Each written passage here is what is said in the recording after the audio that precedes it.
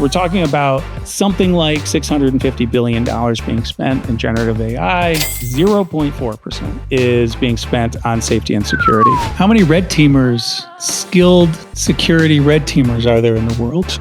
Skilled security red teamers that can do GenAI? I think it's less than 10,000. Less than 10,000? Yes. Oh, Brett, I might venture to say less than 10.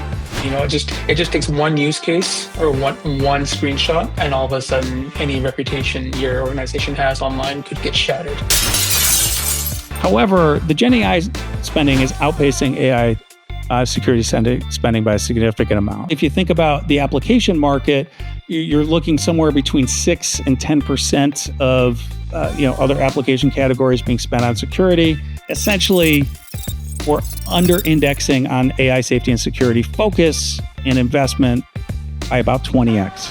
Privacy and personal data exploitation, fraud, financial scams are two categories that we identified that are pretty pervasive across many models. As the chart shows there, it's able to break a lot of models, even anthropic models, and depending on your use case, that is not acceptable.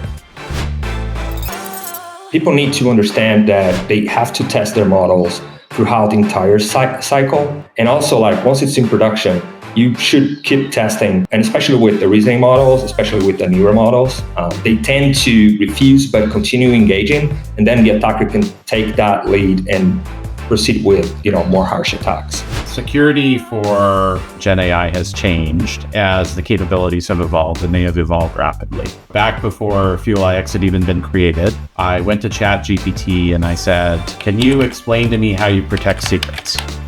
And ChatGPT said, "I don't understand what a secret is. I don't know what that concept means."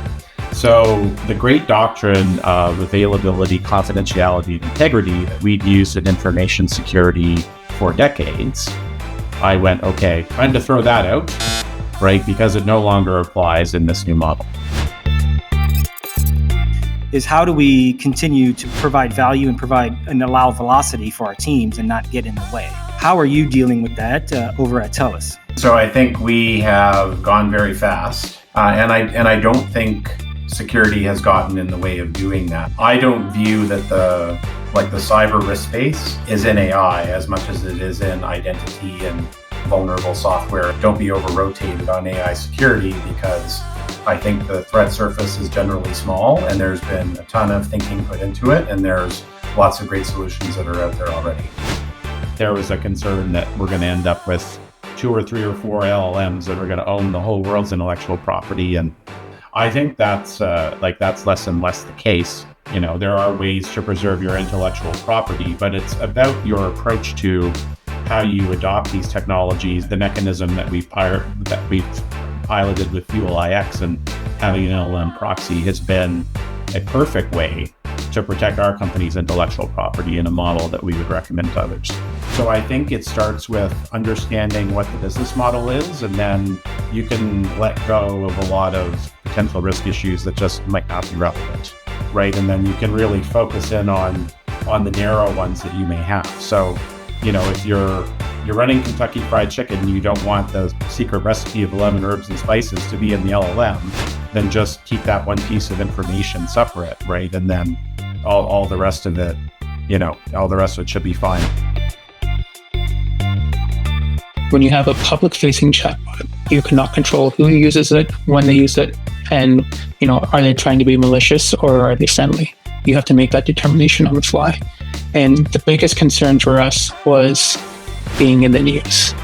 Meaning, I went to this chatbot and I asked it a question, and look what came out. Having some control and being able to automate testing to find use cases or niche items we had not thought of was really imperative for us. When we started this initiative, it was really a organic thing. We didn't have a large project. Once it was created and we started testing, it was very manual.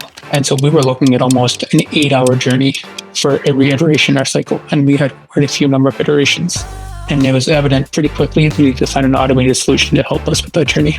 I think when we had partnered with our vendor to create our chatbot, they'd given us a very tight schedule. And I don't think they realized the amount of work or testing we would need for an external facing chatbot.